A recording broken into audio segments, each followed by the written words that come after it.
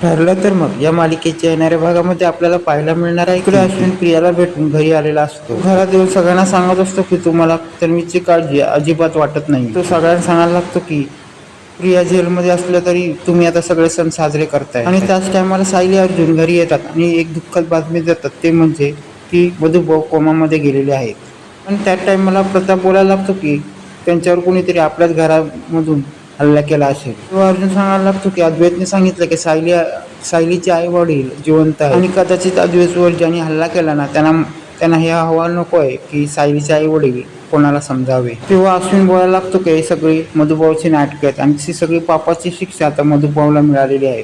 आणि अश्विन सांगायला लागतो की या मधुभाऊमुळे माझी तन्वीला बरेच शिक्षा मिळालेली आहे. अश्विनचे हे बोलणे ऐकून त्यामुळे आता मधुभाऊ सगळी कर्माची शिक्षा बघतोय. तर इथे सायलीला खूपच राग येतो. सायली बोलायला लागते की अश्विन भाऊ कर्माचे फळ मधुभाऊ नाही प्रिया भोगते आणि ज्या मधुभाऊनी तिला लहानाचं मोठं केलं त्यांच्यावर त्यांनी आळ टाकला आणि म्हणून ती आज शिक्षा भोगत आहे. आणि आता दोघांवर यावरून भांडण होत असतं.